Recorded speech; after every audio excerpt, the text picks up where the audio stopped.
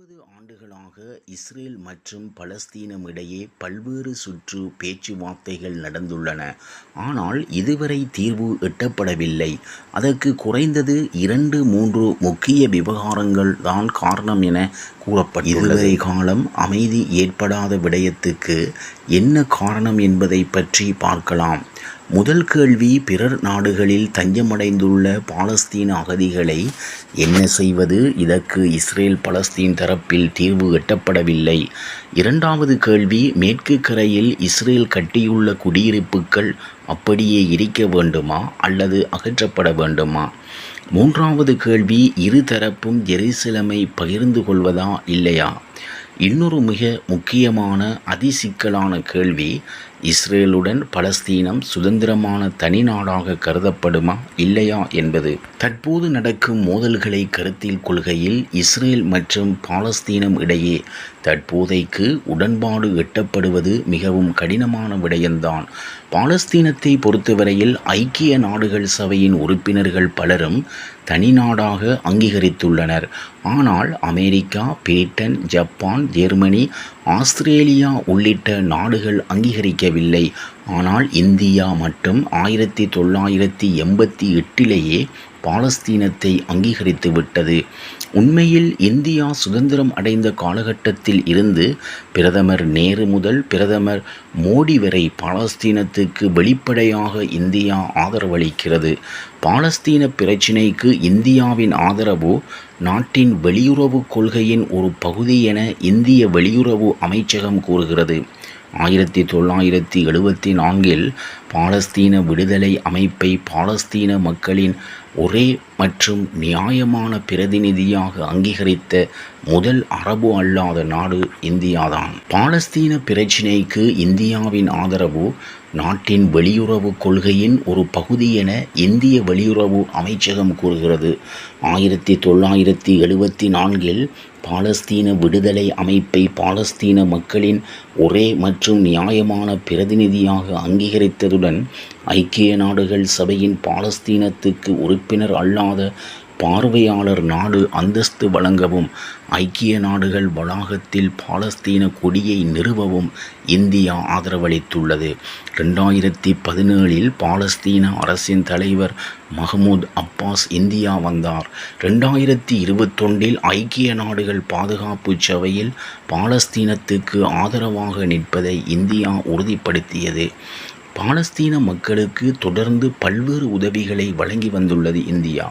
1947 இஸ்லாமியர்களுக்கு என தனி தேசம் கோரி பாகிஸ்தான் பிரிந்ததில் இருந்து சகோதரத்துவத்தை பேணவும் மத்திய கிழக்கு நாடுகளுடன் நல்லுறவை பேணவும் பாலஸ்தீனர்களுக்கு ஆதரவான நிலைப்பாட்டை இந்தியா எடுத்துள்ளது. 1947 ஐக்கிய நாடுகள் சபையில் பிரிட்டிஷ் ஆளுகையில் இருந்த பாலஸ்தீனத்தை பிரித்து யூதர்கள் மற்றும் பாலஸ்தீனர்களுக்கு தனி நாடு உருவாக்கும் தீர்மானம் வெற்றிகரமாக நிறைவேறியது.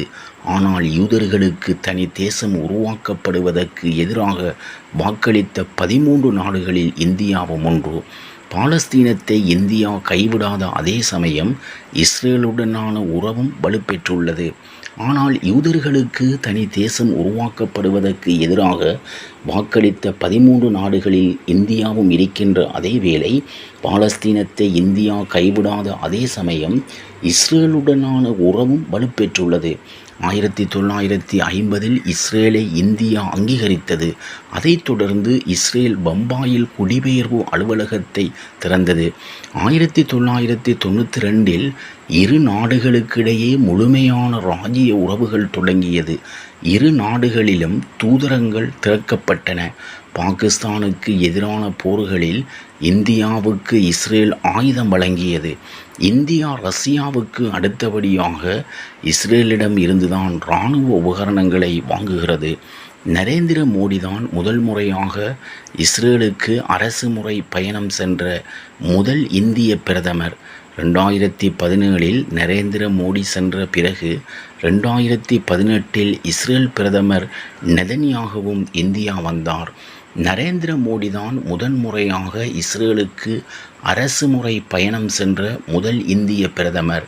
2017 நரேந்திர மோடி சென்ற பிறகு 2018 இஸ்ரேல் பிரதமர் நெதன்யாகவும் இந்தியாவும் வந்தார். கடந்த அக்டோபர் 7 ஹமாஸ் இஸ்ரேலில் ஊடுருவி தாக்குதல் நடத்திய பின்னர் ட்வீட் செய்த இந்திய பிரதமர் நரேந்திர மோடி இஸ்ரேலில் நடந்த பயங்கரவாத தாக்குதல் செய்தியை அறிந்து அதிர்ச்சியடைந்ததாகவும் அப்பாவி குடும்பங்கள் மற்றும் பாதிக்கப்பட்டவர்களுக்கான பிரார்த்தனை செய்வதாகவும் எழுதியிருந்தார்.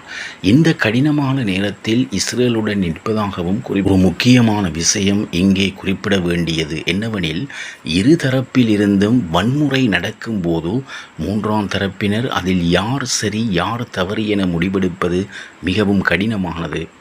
போர் மற்றும் இனப்படுகொலையில் இருந்து தப்பி இந்த பகுதியில் குடியேறி தமக்கென தனி தேசம் உருவாக்கிய யூதர்கள் அல்லது வாழ்ந்து வந்த மண்ணை பறிகொடுத்து வீட்டுக்கு திரும்ப முடியாமல் அகதிகளான பாலஸ்தீனர்கள் என இருதரப்பில் யார் சரி யார் தவறு, எங்கே எது பாதிக்கப்பட்ட தரப்பு என்றெல்லாம் ஒரு சிலர் வீடுகளை வைத்தோ சமூக ஊடக பதிவுகளை மட்டும் வைத்தோ விவரிக்கவோ புரிந்து கொள்ளவோ முடியாத நிலையில் காணப்படுகின்றனர்.